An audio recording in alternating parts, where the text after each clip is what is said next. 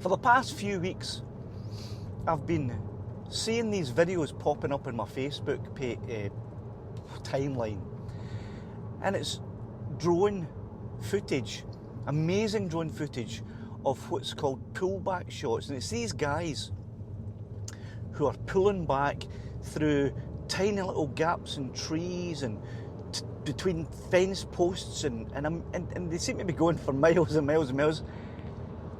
And I've been thinking, how are those guys doing that? So I tried to look into it, and there's some information saying, well, they're using waypoints, which you program, and then the drone will just fly. But that didn't make much sense to me. Waypoints won't let you fly through little gaps. And then some other people say, well, they're flying forwards, and then they're reversing the video. And I thought, well, that's not any easier than it would be to fly it backwards. So, you know, why would they do that? And I couldn't find any form of trickery. So I thought, these guys are actually doing this for real. So I thought about it for a while, and I thought, I've kind of done some of that already, but rather than pull back, I've done it in forward motion. So it shouldn't be too hard to do it in reverse. So I thought, what I'll do is, I will go about teaching myself how to do this and how to do it well from a never having done it before point, and I'll record it, and that way you can follow along and see if it's something that you think you can do. I think it looks really difficult and it looks amazing. I have been thinking about it, and I don't think it's as difficult to do as it appears, provided you take a few pre-steps, particularly with your controller. Now, as you know, if you've been following my channel for a while and you've been watching my videos, you'll know that I have already customised my controller, and so that my up and down stick, if you want to call it that, is reversed, and where you would normally push the stick away from your body and the drone would go up, and you'd pull it back towards your body and the drone would go down, I've reversed that so that when I pull back on the stick, the drone goes up, and when I push forward, the drone goes down. And that's similar to an aircraft. And I have flown aircraft in the past. I'm a glider pilot as well, although I haven't flown for over 20 years.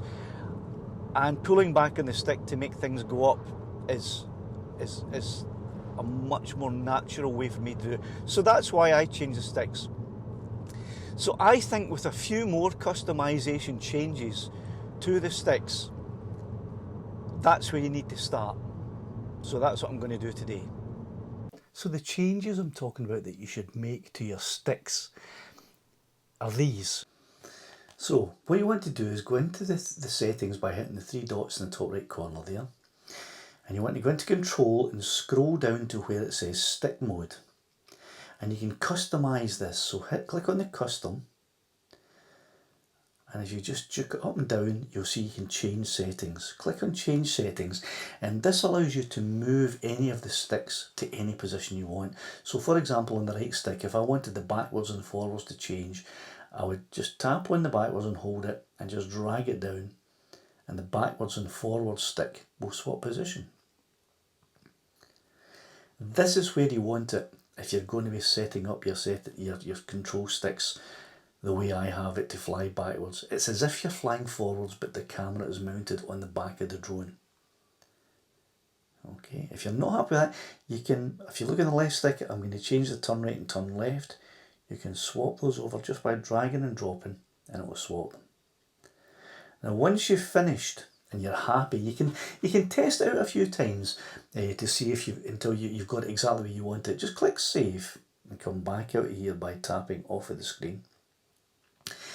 Send your drone up, fly it about a little bit. If you're not happy, think, oh, left and right's the wrong way around, go back into it change settings and just change the left and right, or whatever it is that you feel needs to be changed. Once you've done that, the other thing you want to select in here is the advanced gimbal settings. So click on advanced gimbal settings, and you're going to be flying in sport mode. So you need to have these settings. So the pitch speed doesn't matter because that's the gimbal, and you're not going to be using the gimbal at all here. So it doesn't matter where you set the gimbal, that pitch speed to. Pitch smoothness doesn't really matter either because you're not going to be touching the gimbal in this setting. Your yaw speed wants to be as the minimum it can be, which in this case is 5, because you don't want to be yawing at all. You only want to be moving straight back and straight and up. And your yaw smoothness wants to be at the minimum as well. Now, when you're setting up and getting your drone into position for this, you want to have your yaw speed quite high so it will turn around and you can get it into position before you start to fly. But before you actually do the manoeuvre, move your yaw speed all the way down. And then click out of this, and that's you ready to actually do your manoeuvre. I'm going to break this self-tutorial down into 4 tiers, and I'll try to explain my thinking as best I can and show examples of what I mean as I'm doing it. I'm actually still thinking this all through as I'm driving towards the place where I'm going to fly. I'm still thinking through the process of how I'm going to do this. So I have done some thinking planning, but I haven't done any like pen and paper preparation, which is probably would have been the more sensible thing to do. But I'm a pretty spontaneous type of bloke, and when I feel the need for speed, I just get up and I do it. So I've had a few thoughts on how I want to do this, and I think the way I'm going to do this is I'm going to do all of these flights in sport mode. And now you're thinking, what? Are you crazy? Sport mode? But my reasoning behind this is that if I was to do it in cinematic, it would take longer to get to, let's say I'm flying through a pipe, a circular pipe. If I'm in cinematic mode, it's going to go through slowly, and there will be more room for error and a possibility of crashing in at the sides or the top or the bottom. If I'm in sports mode and I line it up right and I just hit go and it'll just fly straight through, hopefully. Of course, the downside to this is that if I have a crash at sport mode, it's going to decimate Lassie. If I have a crash in cine speed, then she may survive. But my thinking is that a survivability rate is going to be higher in sport mode, so that's why I've chosen sport mode. So,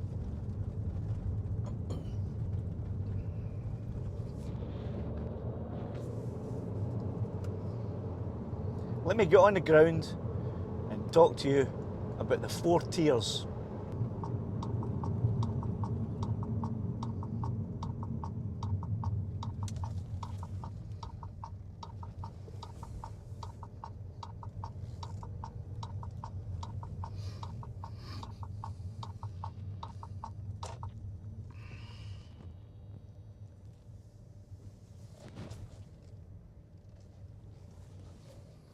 Here we are. Okay, let's go and see what we can see. So here's my thinking on the tier system that I've kind of come up with in my own head. Tier 1 means that it's a plain pullback and you only have one thing to think about, and that's the ground or whatever it is that you're pulling back above, be it trees. For example, this is an example of a tier 1 pullback.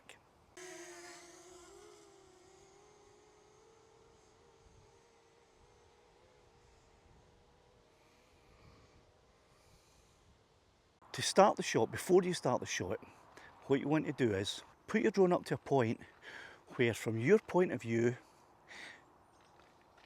there's you and the drone and whatever you want to pull back over.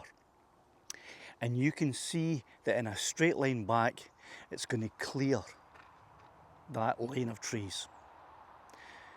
And the way you would do that is you would make sure that the drone is silhouetted with the sky. And then all you have to do is pull back. Or if you have set up your controls the way I'm going to, is fly forward and move your drone up. Tier 2. An example of Tier 2 is, let's supposing you're now flying, pulling back above the trees, and you have some other trees at the side.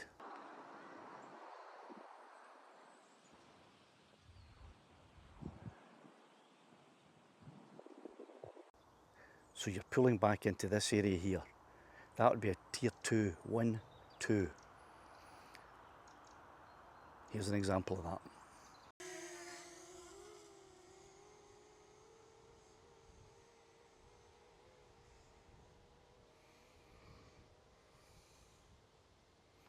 A Tier 3 shot would be, you're pulling it above the trees, and we're using trees as an example here, but it can be anything, a building, a steeple, fence post, whatever. But let's call it trees for the moment because that's the examples that I'm showing. You're pulling above the trees and you have a tree at the side, and you also have another tree at that side. So in effect, you have the trees that you're flying above, trees to that side, trees to this side. So you have 1, 2, 3. This is a tier 3 pullback.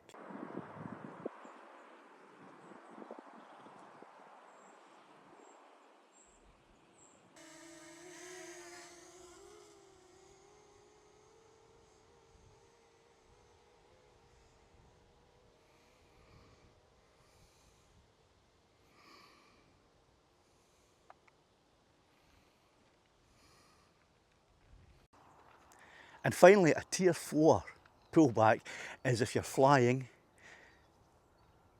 through something like this. You have 1, 2, 3, 4 sides, and it can be circular, it can be any shape at all, but it means that you have 4 sides.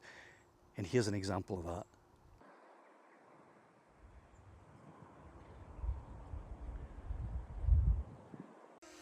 So let's line Lassie up, make sure I can see her all the way behind, which I can, and off she goes.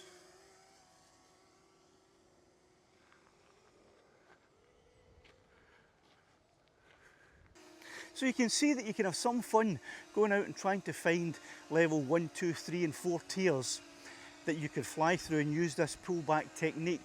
I've just spotted a level 3, low level tier 3 with a tier 3 high level just behind it. So let's try and do a double tier 3. I'll have to line this one up. Okay, it's looking good there.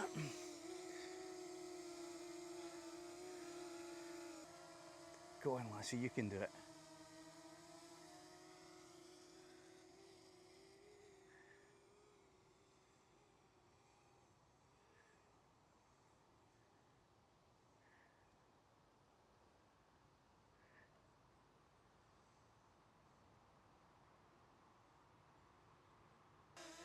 So there we go, you see the basic principle behind this idea of doing this pullback.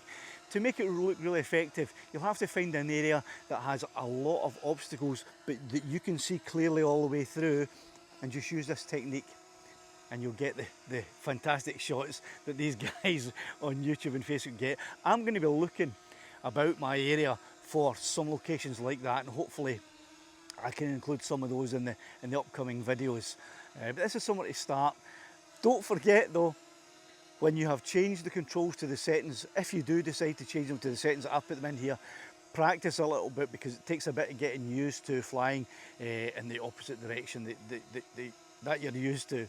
So if you like this video, give us a thumbs up. See you in the next one.